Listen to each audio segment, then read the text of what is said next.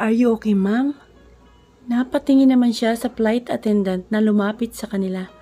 Yeah, tumango siya kahit ang totoo ay hindi naman talaga siya okay.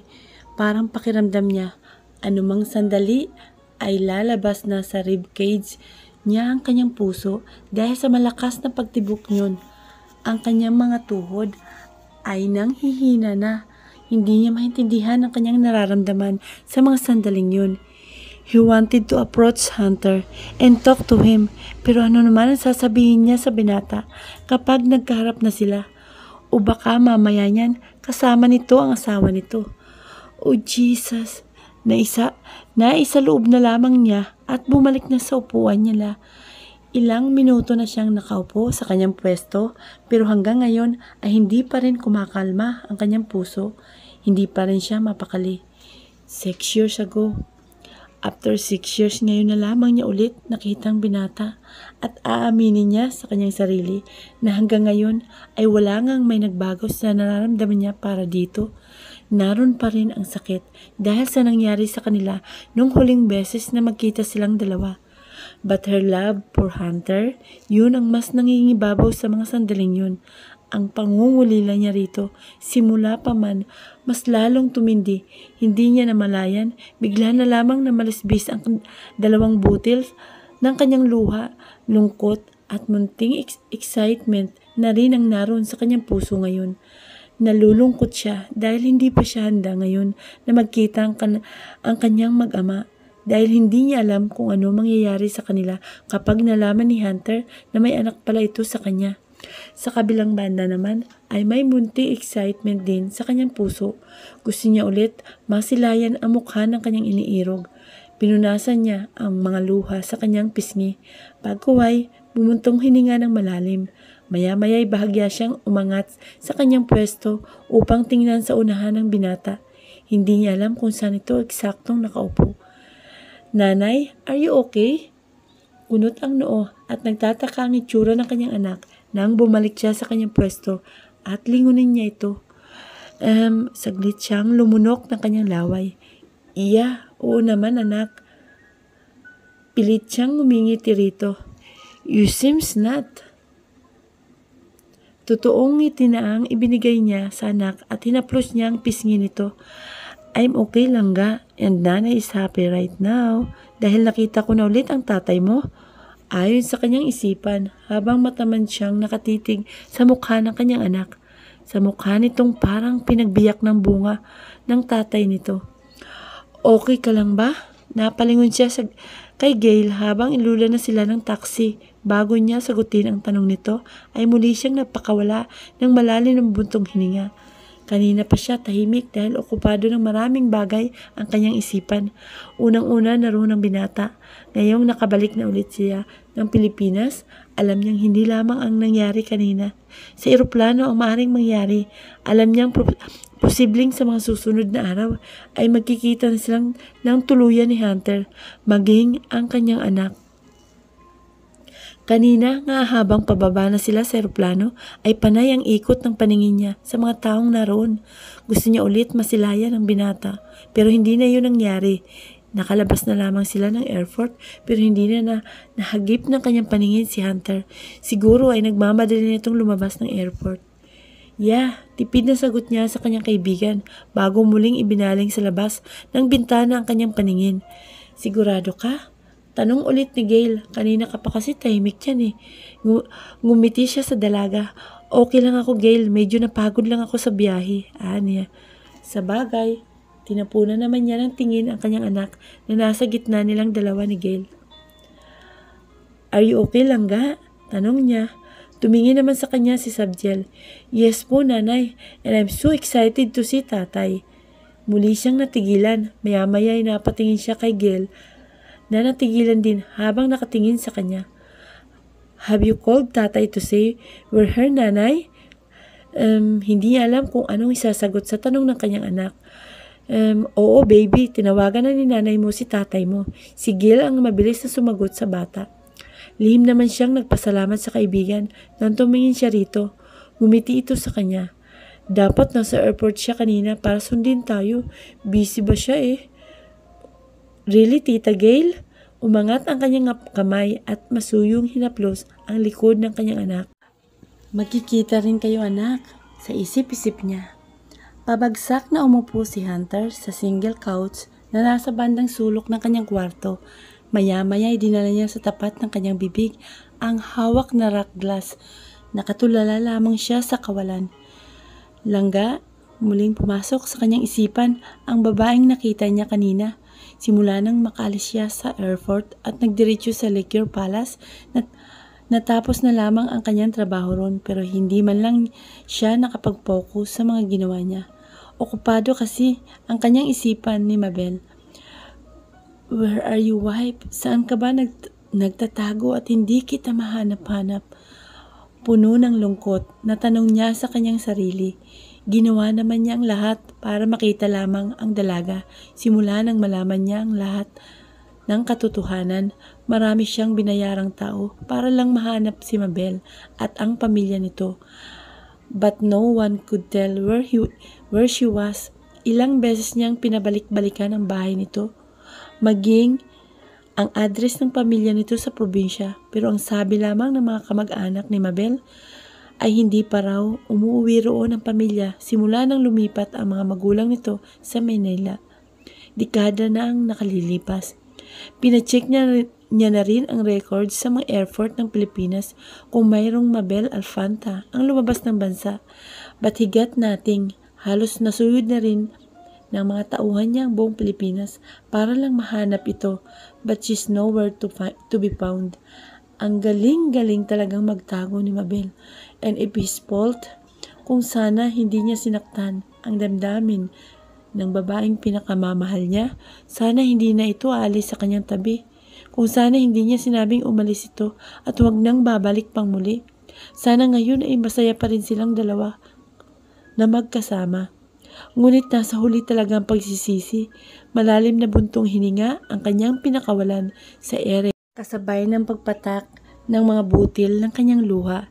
Isa sa mga dahilan kung bakit mas gusto na lamang niyang iburo ang kanyang sarili sa maghapong trabaho dahil ito ang nangyayari sa kanya. Kapag uuwi na siya sa kanyang bahay, puro lungkot at pangungulila lamang ang nararamdaman niya. I'm really sorry if I caused you so much pain, darling. Lumuluhang sad pa rin niya sa kawalan. Muli siyang tumungga sa rock glass na hawak niya. Please come back to me and forgive me. I swear to God, I'll make it up to you. Just please, please come back. Mariin niyang ipinikit ang kanyang mga mata habang lumuluha pa rin. Jesus, the pain was still the same. Ito nga ata talaga ang karma. Karma niya dahil sa ginawa niya noon. Lola, masaya na po ba kayo ngayon? Tanong ni Sabjel habang nakaupo ito sa kandungan ng kanyang abuela. Malapad ng ngiti ang gumuhit sa mga labi ni Corazon at hinalikan sa pisngi ang apo. Oo naman, apo ko. Sagot nito, sobrang saya ni Lola ngayon kasi nandito ka na. Nakita na ulit kita. And I'm happy too kasi po umuwi kami ni nanay dito. Matamis na ngiti lamang ang nakaguhit sa labi ni Mabel habang nakaupo siya sa kaibayang upuan at pinagmamasdan ang maglola. Mabait ka naman ba sa nanay roon sa Italy? Hindi ka ba nagpapasaway sa kanya? Umiling ang bata at ngumiti. Hindi po Lola kasi yun po ang bilin niyo sa akin, di ba? You told me po na always akong maging mabait kay nanay para hindi siya maging sad. Very good yan. Dapat hindi mo bibigyan ng sakit sa ulong nanay mo.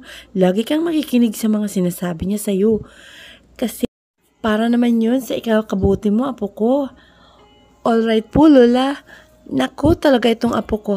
Napakagwapo mo talagang bata. Tila pinanggigigila namang yakap at hinalikan ni Corazon ang apo nito. Of course po, Lola. Pareho po ako kay tatay, gwapo. Humagikik pa ito. Ang Corazon naman ay biglang natigilan at napatingin kay Mabel. Wala sa sariling ngumiti siya ng mapait sa kanyang inay nang magtagpo ang kanilang mga paningin. Nagpakawala rin siya ng malalim na paghinga. Kumusta ka naman ate? Untag na tanong ni MJ sa kanya nang lumupo ito sa kanyang tabi. Kakapasok lamang nito sa sala, galing sa kusina. Kumuha kasi ito ng snacks nila. Nilingon niya ang kanyang kapatid. Are you okay now? Tanong pang muli ng dalaga. Nagkibit siya ng balikat at muling bumuntong hininga ng malalim. Nakita ko siya. Mabilis namang nagsalubong ang mga kilay ni MG, maging ang kanyang inay, at napalingon din sa direksyon niya. Anong ibig mong sabihin at ate? Saglit siyang nanahimik at muling tumitig sa kawalan. Muli niyang inalala ang mga nangyari kanina na makita niya sa loob ng eroplano si Hunter. Galing din siya sa Italy. Siguro, umattend siya ng business meeting doon at nagkataong parehong eroplano ang nasakyan namin.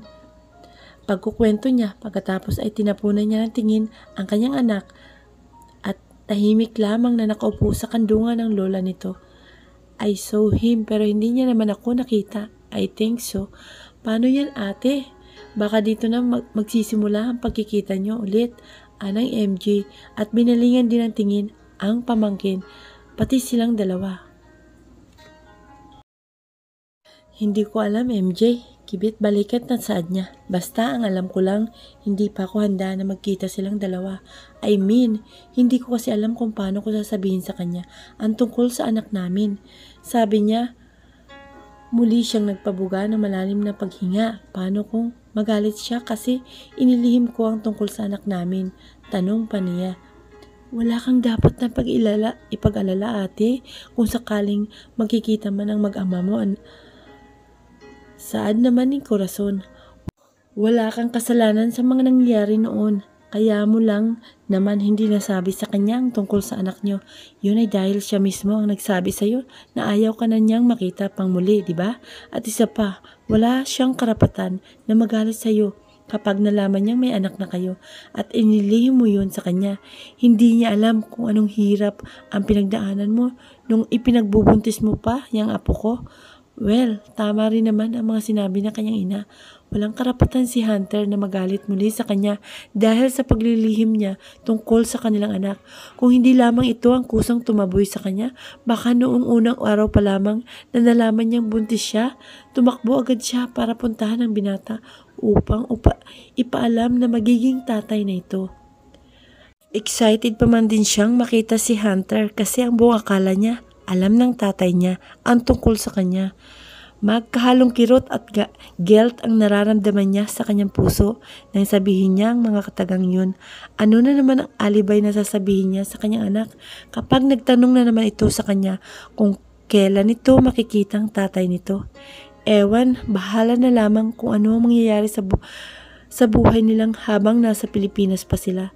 Magkita man sila ni Hunter o hindi, hahayaan na lamang niya ang tadhana. Magkita man ang mag-ama niya o hindi, bahala na rin basta pagkatapos ng 3 buwan niya sa Pilipinas, mananatili na talaga siya sa Italy. Ipapaubaya na lamang niya kay MG ang lahat ng kailangang gawin sa bago niyang restaurant. Alam mong nagalit ako kay Hunter nung nalaman ko ang mga ginawa niya sa iyo noon. Pero tapos na yun anak, nangyari na ang mga dapat nangyari. At isa pa, mas mahalaga ang apo ko ngayon. Alam kong mas magiging maligaya siya kapag nakilala na niya ng personal ang kanyang tatay. Saad pa nito. Napangiti siya ng matamis matapos niyang marinig ang mga sinabi niyang kanyang inay. Nakikita nga niya sa mga mata nito ngayon na wala na roon ang galit nito para kay Hunter dahil sa ginawang pananakit ng binata sa kanya noon. Basta ate, kung may problema ka man, nandito lang ako ha. Lagi. Ngumiti rin sa kanya si MG at ginagap ang kanyang palad na nakapatong sa kanyang hita. Maya-maya yumakap ito sa braso niya at ipinilig ang ulo sa kanyang balikat. Namiss kita ng sobra ate, malambing pa sa nito. Umangat ang isang kamay niya at masuyong hinaplos ang pisngi ng kapatid habang nakapilig pa rin ito sa balikat niya. Namiss din kita, kayong lahat dito. Sa susunod, kami naman ni nanay ang magbabakasyon sa Italy para makasama ulit kayo ni Sab. Oo nga, para magkasama-sama ulit tayong lahat. Singit na saad naman ni Corazon sa 2 anak. Kahit kailan nyo gusto na aniya. Biglang napabalikwas ng bangon si Hunter nang tumunog ng malakas ang kanyang alarm clock na nasa ibabaw ng bedside table niya. Dahil sa pagkabigla ay naramdaman niya ang kirot sa kanyang sentido. Pakiramdam niya parang binibiyak ang kanyang ulo. Dala na naman yun na napakaraming alak na nainom niya sa nagdaang gabi. Mula sa pagkakadapa sa kanyang kama ay kumilos siya pati haya. Tinanggal niya ang makapal na kumot na nakatabing sa kanyang katawan. Wala siyang ibang saplot kundi ang itim na boxers lamang. Dahil sa nararamdaman pa rin niya ang kirot ng kanyang sintido, masuyo niyang minasahe yun habang nakapikit na naman ang kanyang mga mata. Maya-maya lamang ay narinig niyang tumunog din ang kanyang cellphone. May tumatawag sa kanya. Iignorahin na lamang sana niya yon dahil wala siya sa mood na tumanggap ng mga tawag ngayong umaga. Pero muli na naman niyang tumunog pagkatapos. Naiinis na inabot niya ang aparato na nasa gilid ng kanyang ama. Tiningnan niya ang caller ID. Hello, naiinis na sinagot niya ang tawag ni Mimi. Sir, sorry po sa istorbo. Kagad na paghingi ni Mimi ng paumanhin. Dahil sa tawag nito, inandito na po kasi sa office niyo si Sir Judas at Mr. Suarez. Hinihintay po kayo, anang dalaga. Kunot ang noo na inilayo niya saglit sa kanyang tenga ang kanyang cellphone upang silipin doon ang oras. Lihim pa siyang napamura nang makita niyang alas 9 na pala ng umaga. Nakalimutan niyang may meeting pa nga pala siya ngayon kasama ang board members. Kanina pa po sila naghihintay sa inyo, sir. Tell them I'll be there in a few minutes, saad niya at bumangon na rin sa kanyang kama. Okay po, sir. Yun lamang at kaagad niyang pinatay ang tawag mula sa kabilang linya. Inaantok pa man at ramdam pa ang pananakit ng kanyang ulo. No choice naman siya kung hindi pumasok sa kanyang trabaho. Bago maglakad papasok sa banyo, dinampot muna niya ang kanyang pantalon at damit na nagkalat sa sahig. Binitbit niya rin yon papasok sa banyo at doon inilagay sa lagayan ng mga labahin. Dumiretso na rin siya ng paligo. Pagkatapos niyang magbihis ay hindi na siya nag-abalang kumain. Kaagad siyang lumabas ng kanyang bahay at tinungo ang garahe kung saan nakaparada ang kanyang sasakyan. Ilang minuto na biyahe lamang ay kaagad siyang nakarating sa Liquor Palace. Pagdating niya sa kanyang opisina ay kaagad na sumalubong sa kanya si Mimi. Sir, nasa conference room na po silang lahat, anang dalaga sa kanya. Bring my laptop in the conference room. Yun lamang at nagtuloy kaagad siya ng lakad upang tunguhin ang silid na yon. Nagmamadali namang pumasok si Mimi sa opisina ng binata upang kunin doon ang laptop at inihatid yun sa conference room. Congrats again bro, nakangiting nakipagkamay si Judas kay Hunter. Matapos ang kanilang meeting kasama ang mga board members ng Liquor Palace. Thank you bro. Liquor Palace tops the list with high ratings and net worth in the Philippines and you deserves it. The company deserves it dahil mahusay sa pamamalakad mo rito. That's true, Mr. Ildefonso. Nakangiting pagsang-ayon din ng isang matandang lalaki na kasama nila ron. And I didn't make the mistake of investing in her. Saad naman ang isa pang lalaki. Thank you, gentlemen. Muli siyang nakipagkamay sa mga kasamaan doon bago nagpaalam ang mga ito hanggang sa naiwan na lamang sila ni Judas doon. So, bahagyang tumikhim si Judas pagkuway na mewang ito nang harapin si Hunter. How's the meeting in Italy? Muli siyang umupo sa kanyang pwesto. Banayad siyang nagpakawala ng buntong hininga at nagkipit ng mga balikat. What do you mean by that? Hinila ni Judas ang isang swivel chair at umupo na rin doon. I don't know either. I mean, my mind is confused now, Anya. Kunot ang noo na napatitig naman si Judas sa kaibigan. Hindi ito nagsalita. Sa halip ay hinintay nitong muling magsalita si Hunter. Yesterday, while I was at the airport, I think I saw her. Mas lalong nangunot ang noo ni Judas sa sinabi niya. Ho, tanong nito. Mabel. Hinadid softly. Biglang naging blanco ang expression sa mukha ni Judas habang nakatitig pa rin kay Hunter. And what happened? Did you approach her? Muli siyang bumuntong hininga ng malalim. I would have approached her. Sabi niya. But what happened? Muling tanong ni Judas. Bigla siyang nawala eh. O baka naman, nagkamali lang ako. O baka inakala ko lang na siya yun. I don't know. I'm still confused to this day. But my heart, bro, I know my heart knows, Mabel. My heartbeat was the same as when she was still here beside me. Pagkukwento pa niya rito, pagkatapos ay napailing siya ng sunod-sunod. Naroon pa rin ang panghinayang sa kanyang puso. Kung sana nalapitan niya agad kahapon ng babae, sana nalaman niya kung si Mabel ba yun o hindi. Well, I think that's a good sign, Anito. Nangunot naman ang kanyang noo at napatingin sa kaibigan. I mean, sa loob ng 6 na taon, ngayon mo lang siya parang nakita na nasa paligid mo. That means, maybe it's a sign na malapit nang muli mag-cross ang mga landas niyo ni Mabel. Lihim na lamang siyang napanalangin na sana nga ay magkatotoo ang sinabi ni Judas. Kung sakali man na mangyari yun, kung muli siyang magkikita ni Mabel, hindi na niya pakakawala ng dalaga. Trust me bro, babalik din siya sa'yo. Si Mabel, magkakasama rin ulit kayo ng asawa mo. Tipid ng ngiti na lamang ang ginawa niya, kasabay ng muli niyang pagpapakawala ng malalim na buntong hininga. Hi Mabel! Hi Handa! Nakangiti at tila excited na lumapit si Mabel sa dalaga nang makapasok siya sa restaurant niya. My God! I miss you! Na-miss din kita, kaagad siyang yumakap sa dalaga at nagpalitan sila ng halik sa pisngi. Nagkakilala sila ni Handa nung minsan ay sumali siya ng cooking contest sa Italy. Kasali rin ang dalaga sa contest na yon. At dahil sila lamang dalawang parehong Pinoy doon, sila ang laging nagkakasundo at dahil halos pareho rin ang mga interest nila, hayun, naging mag-best friend na rin sila. Sila ang laging magkasama habang inuubos ni Handa ang araw ng bakasyon nito sa Italy. Nang makapagdesisyon din siyang magtayo ng branch ng kusina-restaurant sa Pilipinas, itong si Handa ang una niyang kinuha o kinonsulta. Humingi siya ng mga advice sa dalaga, total naman ay may ilang restaurant na rin ito sa Pilipinas. My God, ilang buwan lang simula nang huli tayo magkita. But look at you, amiga. Nakangiting saad ni Handa at sinuyod siya ng tingin mula ulo hanggang paa. Napaka-sexy niya. Sa suot na niyang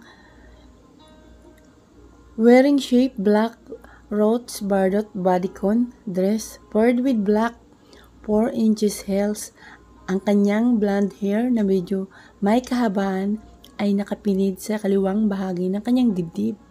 Dahil sa damit na yon, kitang-kita ang magandang hubog ng kanyang katawan, ang maliit niyang bewang, ang malaman niyang balakang, ang kanyang dibdib na mas lalong lumaki simula ng mga anak siya sa unico iho niya, maging ang bilugan niyang mga hita.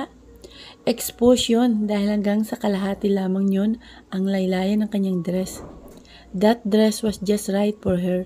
Para bang sinadyang gawin ang damit na yun para sa kanya. Come on, you're so hot mama. Napairap naman siya habang nakangiti sa kaibigan. Hot ka riyan. Ikaw nga itong mas lalong gumanda anya. Mukhang may nagpapatibok na ata ulit sa puso mo. Pabiro pang saad niya. Nagkatawanan pa silang habang nagpapalitan ng papuri sa isa't isa. Well, by the way, how's my pamangkin? Maya-maya tanong ni Handa. Magkaagapay silang naglakad, papasok sa kitchen area ng restaurant niya. Finally, pagkatapos ng ilang buwan niyang paghihintay na matapos yun, nakita na rin niya ito ng personal and she's happy. Hindi pa man nagsisimula ang kanyang negosyo, pero ngayon pa lamang ay isang big achievement na yun para sa kanya. Nasa bahay siya, isinama ko talaga siya rito. Wow, so ano, may balak ka bang ipakilala siya sa tatay niya? Bumuntong hininga siya ng malalim, pagkuway iginala niya ang kanyang paningin sa buong kusina nang makapasok na sila ron. Okay, I know that Sai, you don't want to talk about him. Napatango na lamang siya. Ngumiti na lamang siya rito pagkatapos ay nilibot na nila ang buong restaurant. Napag-usapan na rin nilang dalawa na si Handa na muna ang magiging head chef niya roon habang nagsisimula pa lang ang kanyang restaurant at pumayag naman ang dalaga. I can't wait na mag-umpisa na itong resto ko, nakangiting saad niya sa kaibigan. Kinakabahan naman ako na parang ito ang unang beses kong magbukas ng negosyo. Dagdag pa niya, ngumiti naman si Handa. Ano ka ba? I'm sure na dadayuhin din ito ng mga customers like in Italy. Sana nga.